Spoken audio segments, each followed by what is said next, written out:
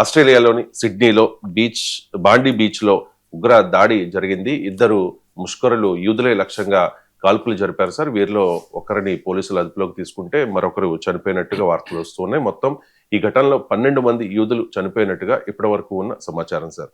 ఏంటి సార్ ఈ ఉగ్ర దాడి గురించి మీ కామెంట్ ఏంటి?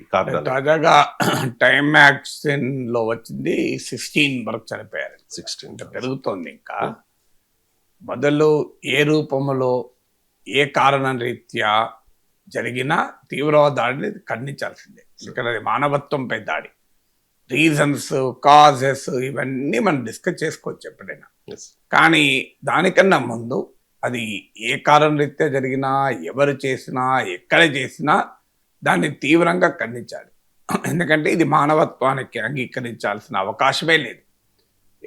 ఏ సమస్యకు హింస ఎప్పుడూ పరిష్కారం ఉండదు. అందులో అమాయకులైన ప్రజలపైన జరిగే దాడి, ఎవరో చేసే తప్పులకు సాధారణ యూదులు ఏం చేశారు పాపం, వాళ్ళని అన్యాయంగా చంపితే ఊచకొత్త కోసం వాళ్ళకి ఏంటి సంబంధం? కానీ మనము ఇలా ఖండిస్తే సరిపోతుందా? ఇలాంటి ఘటనలు ఎందుకు జరుగుతున్నాయి?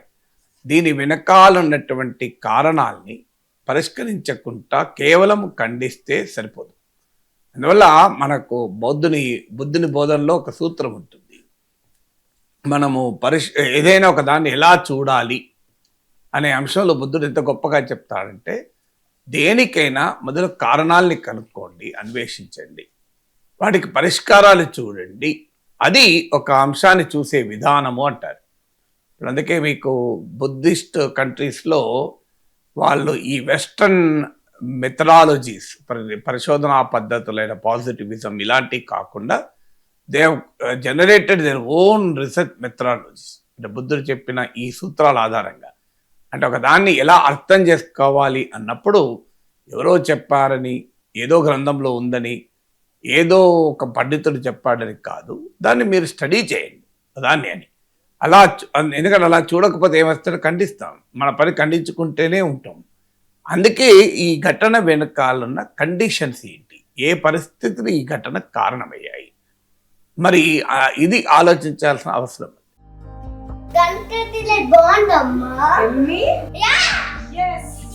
కంట్రీ డిలైట్ బఫెలో మిల్క్ ని మా ఫ్యామిలీ వాళ్ళకి ఎప్పటి నుండో వాడుతున్నాను. ఈ పాల ఫస్ట్ యూజ్ నుండి నాకు దీనిపైన చాలా నమ్మకం వచ్చింది. Choose country delight and live better.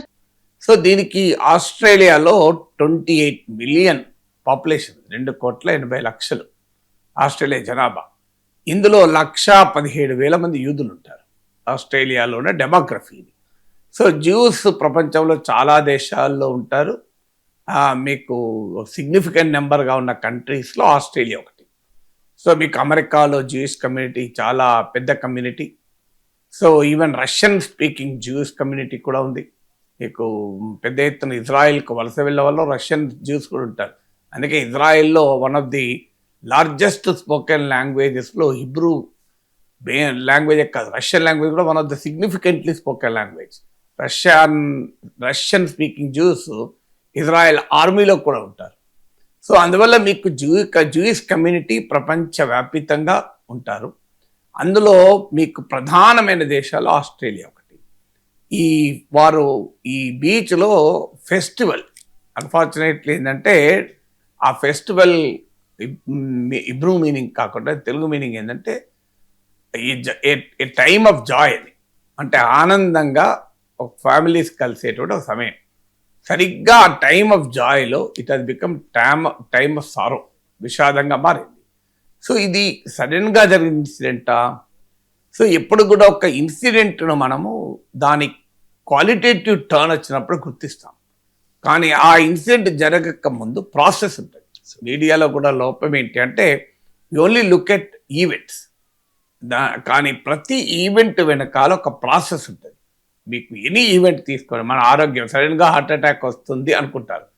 సడన్గా హార్ట్ అటాక్ రేర్గా వస్తుంది, దానికి సిమ్టమ్స్ ఉంటాయి, మనం ఇగ్నోర్ చేస్తూ ఉంటాం. అలాగే ఆ సడన్గా దివాలా తీసినట్టు, సడన్గా దివాలా తీయడు, ఆ ఫైనాన్షియల్ స్ట్రెస్ అవుతూ ఉంటుంది. సడన్గా ఎవరు విడాకులు తీసుకోరు, ఆ భార్యాభర్తల మధ్య ఘర్షణ ఏళ్ల తరబడి నడుస్తుంది.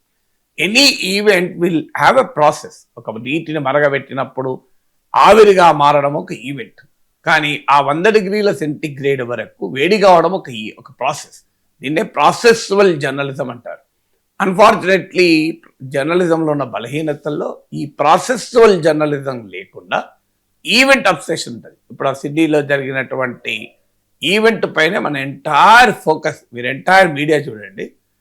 అప్పటిదాకా మరి ఏమీ లేకుండా సడన్గా జరిగింది ఆ సిడ్నీలో జరగలే.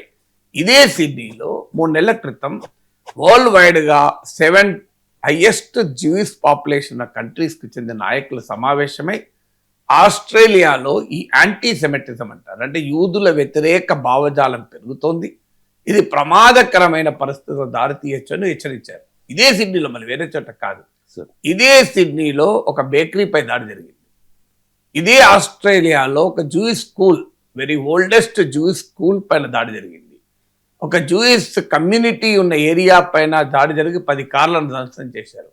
ఒక జూయిష్ బేకరీకి ముందు వచ్చి ఈ మీకు యాంటీ సెమాటిక్ స్లోగన్స్, బొమ్మలు వేసిపోయారు. అలాగే మీకు ఒక కారు, జూయిష్ వాళ్ళ యూదుల కారు కనబడితే కార్ల మీద ఇజ్రాయెల్కి వ్యతిరేకంగా, యూదులకు వ్యతిరేకంగా స్లోగన్స్ రాసిపోయారు. వాళ్ళ సింబల్స్, అంటే యాంటీ యూదుల సింబల్స్, యాంటీ జూయిష్ సెంటిమెంట్ సింబల్స్ను గీసిపోయారు. సో ఇలా కంటిన్యూస్గా జరుగుతున్నది. ఒక జూయిష్ ఓనర్ ఉన్న కంపెనీ డోర్లు తగలబెట్టారు. అంటే ఈ ఇన్సిడెంట్స్ ఎప్పటి నుంచి జరుగుతున్నాయి కరెక్ట్గా మీరు కనుక ఫాలో అయితే చాలా రోజులుగా జరుగుతున్నా కూడా మీకు ఇజ్రాయిల్ పైన హమస్ దాడి, ఆ తర్వాత హమస్ దుర్మార్గపు తీవ్రవాద దాడిని నేను అనలేను, ఎందుకంటే హమస్ దాడిని నేనేం సమర్థించలేదు. దుర్మార్గపు తీవ్రవాద దాడికి కౌంటర్ అని చెప్తూ ఇజ్రాయిల్ గాజా ప్రజల పైన మారణ హోమం జరిపింది. ప్రాణమే, ప్రాణానికి నెంబర్ ఉండకూడదు, సంఖ్యలతో లెక్కలతో చూడకూడదు. కానీ బట్ ద మ్యాగ్నిట్యూడ్ ఆఫ్ డిస్ప్రపోర్షనాలిటీ అర్థం కావటానికి, అంటే ఎప్పుడు కూడా మీకు చట్టంలో కూడా ఒక రూల్ ఉంటుంది, డాక్ట్రిన్ ఆఫ్ ప్రపోర్షనాలిటీ అని. అంటే నువ్వు ఒక చర్యకు ఏ శిక్ష విధిస్తున్నావని. ఒక జేబు దొంగతనం చేస్తే 10 ఏళ్ల జైలు శిక్ష విధించరు, ఎందుకంటే దాన్ని న్యాయశాస్త్రంలో సూత్రం అది, డాక్ట్రిన్ ఆఫ్ ప్రపోర్షనాలిటీ ఉండాలి. ఏం చేసింది ఇజ్రాయెల్? హమాస్ దుర్మార్గపు దాడి జరిపింది, అమాయకులైన యూదులను పొట్టన పెట్టుకుంది, 1200 మందిని బందీలుగా తీసుకుంది, అరాచక అత్యాచారాలు జరిపింది, కిడ్నాప్ చేసింది. దాని ప్రపంచమంతా ముక్త కంఠంతో ఖండించింది. కానీ ఇజ్రాయెల్ రెస్పాన్స్ ఏంటి? 64,000 మంది సాధారణ పాలస్తీనా ప్రజల్ని ఊచకోత కోస్తూ వచ్చింది. ఈవెన్ టుడే లక్షలాది మంది ప్రజలు గాయపడ్డారు. చిన్నారులు కాళ్ళెరిగి, చేతులిరిగి, భయంకరమైనటువంటి దురవస్థలో, ఆఖరికి గాయాలైతే ఆ గాయాలను క్లీన్ చేయడానికి మెడిసిన్స్ లేక సబ్బులతో క్లీన్ చేశారు. ఆహారం కోసం రెఫ్యూజీ సెంటర్లో క్యూలో నిలబడ్డ వాళ్ళను రాకెట్లతో బాంబులు వేసి చంపేశారు. మీకు మొత్తం గాజా జనాభా కంప్లీట్గా నిరాశలయ్యారు. భవనాలు, బ్రిడ్జిలు అన్నిటినీ కూల్చేశారు. ఇవాళ క్షామం, అంటే ఫెమైన్ పరిస్థితులు అక్కడ ఉన్నాయి, ఆకలి కేకలు ఉన్నాయి, మీకు పోలియో లాంటి ప్రమాదకరమైన వైరస్లు ఎమర్జ్ అయ్యాయి. ఇంత మారణ హోమం జరుగుతుంటే ప్రపంచంలో దానికి రియాక్షన్ అన్ఫార్చునేట్గా వైలెంట్ రూపంలో వస్తుంది. అది ఆ వైలెన్స్ వల్ల లాభం ఏమీ లేదు, పాలస్తీనా ప్రజలకు నష్టం జరుగుతుంది. ఎందుకంటే ఇప్పుడు ఏం జరిగింది?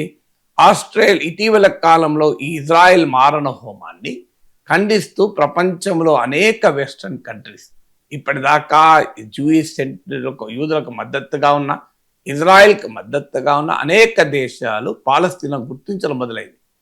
ఫ్రాన్స్ గుర్తించింది, యూకే గుర్తిస్తుంది, అసలు ఇజ్రాయెల్ ఏర్పాటులో కీలక పాత్ర పోషించిన దేశాలు, స్పెయిన్ గుర్తించింది, ఆస్ట్రేలియా కూడా పాలస్తీనాను గుర్తిస్తామన్నారు. సో ఇప్పుడు ఈ దుర్మార్గపు దాడి తర్వాత వెస్ట్రన్ కంట్రీస్లో ప్రభుత్వాలు పాలస్తీనా ప్రజల న్యాయమైన డిమాండ్, మాతృదేశ డిమాండ్ను సమర్థించడం కష్టమైపోతుంది, పబ్లిక్ ఒపీనియన్ మారిపోతుంది. అంటే ఈ తీవ్రవాద దుర్మార్గుడు పాలస్తీనా ప్రజల పక్షాన పోరాడుతున్నామని చెప్పుకుంటూ ఎవరి ప్రయోజనాలు కాపాడుతున్నారు? పాలస్తీనా ప్రజలకు వ్యతిరేక వైఖరి తీసుకుంటున్నారు. ఎందుకంటే వాళ్ళ కాజ్కు, పాలస్తీనియన్ కాజ్కు ప్రపంచమంతటా సపోర్ట్ పెరుగుతోంది. అమెరికాలో 50 విశ్వవిద్యాలయాల్లో నిరసనలు జరిపారు, ప్రజలు రోడ్ల మీదకి వస్తున్నారు. అమెరికా మిత్ర దేశాలన్నీ పాలస్తీనాను గుర్తించడం మొదలుపెట్టాయి. అలాంటి సమయంలో ఈ అవకాశాన్ని జారవిడ్చుకోవడం కదా. అందువల్ల తీవ్రవాదం ఎప్పుడు కూడా సమస్యకు పరిష్కారం చూపదు, సమస్యను పెంచుతుంది. అందువల్ల తీవ్రవాదం వారు చెప్పుకుంటున్నారు, మేము పాలస్తీనా ప్రజల పైన ఇజ్రాయెల్ మారణ హోమానికి వ్యతిరేకంగా ఈ పనిచేస్తున్నాను. మారణ హోమానికి వ్యతిరేకంగా పనిచేయడం అంటే మారణకాండ కాదు. సాధారణ పాలస్తీనా ప్రజల్ని దుర్మార్గంగా ఇజ్రాయెల్ ఊచకోతకొస్తే సాధారణ యూదులపై ఆ రోజు హమస్, ఈరోజు ఈ ఆస్ట్రేలియాలో తీవ్ర ముక్కలు దాడి చేయడాన్ని ఎవరు సమర్థించాలి? అన్యాయంగా పాపం వాళ్ళు ఏం చేశారు? ఆస్ట్రేలియాలో ఉన్న జూయిష్ స్కూల్ బెంజమిన్ నెతన్యాహుతో సంబంధం ఏంటి? నెతన్యాహు ప్రభుత్వంని చేస్తున్న పనులు అక్కడ పార్లమెంట్లో ప్రతిపక్షమే వ్యతిరేకిస్తుంది. పాపం ఆస్ట్రేలియాలో సిడ్నీలో పండుగ జరుపుకుంటున్న బీచ్లో ఉన్న ఆ సాధారణ యూదులకు అసలు ఏం సంబంధం ఉంది పాలస్తీనా ప్రజల మారణహోమంతో? అన్యాయంగా వాళ్ళను ఊచకోత కోసి ఇంకా పాలస్తీనా ప్రజల పట్ల ఉండే సానుభూతిని లేకుండా చేస్తున్నారు. కానీ దీనికి ఎక్కడి నుంచి వస్తుంది మూలం అంటే ఈ హేట్. ఇప్పుడు మీకు స్టాటిస్టిక్స్ ఏం చెప్తున్నాయంటే ఈ ఇజ్రాయెల్ హమస్ దాడి, ఆ తర్వాత ఇజ్రాయెల్ మారణహోమం మొదలయ్యాక యాంటీ సెమాటిక్ ఇన్సిడెంట్ యూదుల పైన దాడులు 5 times పెరిగింది. ఎవరేజ్ యాన్యువల్ తీసుకుంటే మీకు 2023 అక్టోబర్ కన్నా ముందు, 2023 అక్టోబర్ తర్వాత తీసుకుంటే annual incidents of attacks and Jewish, attacks అంటే హింసాయుత దాడులే కావడం కాదు, వారిపైన విద్వేషపూరితమైన చర్యలన్నింటినీ తీసుకుంటే 5 times పెరిగింది, 5 రెట్లు. ఇది యాక్సిడెంటల్గా పెరిగిందని అనుకుందామా? సో ఇదంతా జరుగుతుంటే ఆస్ట్రేలియా ప్రభుత్వం నిద్రపోతుందా? సో ఇలా ఇన్సిడెంట్స్, ఇప్పుడు నేను చెప్పిన ఇన్సిడెంట్స్, బేకరీపై దాడి, స్కూల్పై దాడి, కార్లపై దాడి, ఇండ్లపై దాడి, కంపెనీలపై దాడి, రకరకాల రీతిలో యూదులకు వ్యతిరేకంగా విద్వేషాన్ని భయంకరంగా వెళ్ళగక్కుతుంటే ఆస్ట్రేలియా ప్రభుత్వం చూస్తూ ఉంటుంది కదా అనే ప్రశ్న ఉత్పన్నమవుతుంది. అందుకే మీకు బెంజమిన్ నెతన్యాహు ప్రెసిడెంట్ కూడా అదే, ప్రైమ్ మినిస్టర్ కూడా అదే చెప్తున్నాడు, ఆస్ట్రేలియా గవర్నమెంట్ వీక్నెస్ వదిలేయాలి అని చెప్పి. కానీ మరి నెతన్యాహు విధానం ఏంటి? ఇది ఎక్కడి నుంచి వస్తుంది? ఇది నీకు భయంకరంగా మారణహోమం పాలస్తీనా ప్రజలపైన 64,000 మంది చనిపోయి దిక్కుతోచని పరిస్థితిలో ఉండి రోజు రాకెట్లతో బాంబులేస్తూ, బిల్డింగ్లు కూలుతూ, మనుషులను చంపుతూ, కాళ్ళీర కొట్టుకుంటూ అతి భయంకరమైన దాడి జరుగుతుంటే సో ఈ యూదుల పట్ల వ్యతిరేకత పెరిగే ప్రమాదం ఉంటుంది కదా. ఈ హేట్ కారణమైన చర్యలు, ఇప్పుడు ఉదాహరణకు మన పహల్గాంలో దాడులు ఉన్నాయి, ఢిల్లీలో పేలున్నాయి, నువ్వు ఎంత వద్దన్న పాకిస్తాన్ పైన వ్యతిరేకత పెరుగుతుంది. పాకిస్తాన్ సాధారణ ప్రజలకు సంబంధమే లేదు దీంతో. అసీం మునీర్ లాంటి దుర్మార్గులు చేసే పని. కానీ దాని రిఫ్లెక్షన్ ఎక్కడికి వస్తుంది? పాకిస్తాన్ పైన దేశం పెరుగుతుంది, కోపం పెరుగుతుంది. సో అందువల్ల ఎప్పుడు కూడా ఒక సమస్యకు ఎక్స్ట్రీమిజం పరిష్కారం కాదు. అది నెతన్యాహు జూయిష్ ఎక్స్ట్రీమిజం కానీ, పాలస్తీనా ప్రజల పేరిట జరుగుతున్న ఎక్స్ట్రీమిజం కానీ, ఎప్పుడు ఒక ఎక్స్ట్రీమిజానికి మరో ఎక్స్ట్రీమిజం పరిష్కారం కాదు. కానీ ఈ హేట్ మాంగరింగ్, విద్వేషపూరితమైన వాతావరణాన్ని పెంచుతూ పోతుంటే అనివార్యంగా అది హింసకు దారితీస్తుంది అనేది ఆస్ట్రేలియాలో ఉన్న యూదుల అనుభవాలు. ఆస్ట్రేలియా ప్రభుత్వం కూడా గుర్తించాలి. యూదుల పట్ల ఈ విద్వేషాన్ని రగిలిస్తూ పెంచుకుంటూ పోయారు. దాన్ని చూస్తూ దాన్ని స్ట్రాంగ్గా యాక్ట్ చేయకుండా ఉన్నారు. దానివల్ల ఇవాళ ఇన్సిడెంట్ జరిగింది. అందువల్ల ఎక్కడైనా మనం అర్థం చేసుకోవాల్సిన సాధారణ యూదులకు నెతన్యాహు విధానాలతో ఏంటి సంబంధం? సాధారణ పాలస్తీనా ప్రజలకు ఈ దుర్మార్గులైన తీవ్రవాదులతో ఏం సంబంధము? సాధారణ ముస్లింలందరికీ ఇస్లామిక్ తీవ్రవాదంతో సంబంధం ఉంటుందా? ఇది గుర్తించినంత కాలం ఇలాంటి సమస్యల పరిష్కారం దొరకదు. పైగా వెస్టర్న్ కంట్రీస్, అమెరికా కానీ వెస్ట్ కానీ, వాళ్ళ గడ్డపైన తీవ్రవాద దాడే వారికి దాడి. అది తెల్ల స్కిన్ ఉన్న వాళ్ళ ఏరియాలో దాడి జరుగుతేనే దాన్ని తీవ్ర దాడిగా అంటారు. వరల్డ్ ట్రేడ్ సెంటర్ పైన దాడి జరిగినంత వరకు అమెరికాకు తీవ్రవాదం గుర్తురాలే. ఇవాళ అమెరికా కానీ, యూరప్ కానీ, ఆస్ట్రేలియా కానీ భారత గడ్డపైన తీవ్రవాదం జరుగుతుంటే పాకిస్తాన్ పల్లెత్తు మాట అనడం లేదు కదా. పాకిస్తాన్ నుంచి తీవ్రవాద ఎగుమతి అవుతుంటే పాకిస్తాన్ ఒక responsible country, terrific leader Asim Munir, I love him, I pray అని, ఆయన అంటే నాకు ఇష్టం అని ఒక ప్రపంచానికే అగ్రనేత అయిన డొనాల్డ్ ట్రంప్ అంటుంటే తీవ్రవాద ముక్కలు రెచ్చిపోవా? సో అందువల్ల ముందు అర్థం కావాల్సింది, తమకు ఉపయోగపడేవాడైతే తీవ్రవాది కాదు. జోహరన్ మమ్దాని తీవ్రవాది. న్యూయార్క్లో ప్రజలకు ఇండ్లు అందుబాటులో ఉండాలి, ప్రజలకు పిల్లలకు చైల్డ్ కేర్ అందుబాటులో ఉండాలి, ఎఫోర్డబుల్ సిటీగా ఉండాలంటున్నావు ఆయన తీవ్రవాది. అల్ షరా నాయకుడై అల్ఖైదా ఐసిస్లతో కాంటాక్ట్స్ ఉండి అమెరికానే తీవ్రవాదిగా ప్రకటించి $1,00,00,000 బహుమానం ఆయనను పట్టించిన వాళ్ళకని చెప్పిన అల్షరా డొనాల్డ్ ట్రంప్కి ఇది టెరిఫిక్ గాయ్. సో ఆయన వైట్ హౌస్కి వెళ్ళి రాజ మర్యాదలతో తీసుకొచ్చారు. అంటే మీ దేశంలో ఒక న్యూయార్క్ లాంటి గొప్ప నగరం ప్రజలు డెమోక్రటిక్గా ఓట్లేసిన మేయర్ ఆయన చెప్తున్న ఎఫోర్డబిలిటీ క్రైసిస్ అంటున్నాడు. అంటే న్యూయార్క్ అనే పట్టణం ప్రజలందరికీ అందుబాటులో ఉండాలని ఆయన తీవ్రవాది అయిపోయాడు. అల్షరా మాత్రం తీవ్రవాది కాదు, అసీం మునీర్ మాత్రం తీవ్రవాది కాదు. సో ఇలాంటి ధోరణి అనుసరించినంత కాలం తీవ్రవాదం పోతుందా? సో అల్షరా నుంచి అసీం మునీర్ వరకు మీకు అమెరికా ప్రయోజనాలు కాపాడుతుంటే వాళ్ళు తీవ్రవాదులు కాదు. కానీ ఎవరు తీవ్రవాదులు? జోరాన్ మమ్దాని తీవ్రవాది, బర్నీ శాండర్స్ తీవ్రవాది. అంటే ప్రజల గురించి మాట్లాడితే వాళ్ళు తీవ్రవాదులు, వాళ్ళు కమ్యూనిస్టులు, వాళ్ళు టెర్రరిస్టులు. ఈ రకమైన దాడులు చేస్తే వాళ్ళ మీద అటాక్ చేస్తే నీకు ఏం జరుగుతుందో దానికి ఇది ఒక ఉదాహరణ కదా. దానివల్ల this only reflect the western duplicity and terrorism. భారత గడ్డ పైన మారణ హోమం జరిపితే వాళ్ళు తీవ్రవాదులు కాదు. ఆస్ట్రేలియా గడ్డ పైన వైట్ స్కిన్ ఉండగల దాడులు జరుగుతూనే తీవ్రవాదం. ఈ ధోరణి మారినంత కాలం తీవ్రవాదం రెచ్చిపోతుంటుంది. అందుకే తీవ్రవాదం ఏ రూపంలో ఉన్నా, ఏ కారణంతో జరిగినా, ఏ ప్రజల పక్షాన చేస్తున్నామని చెప్పుకున్నా అది తీవ్రవాదమే. దేర్ ఇస్ నో డిఫరెన్షియేషన్ అనే వైఖరి ప్రపంచం తీసుకుంటేనే ఈ దుర్మార్గం నుంచి బయటపడగలరు.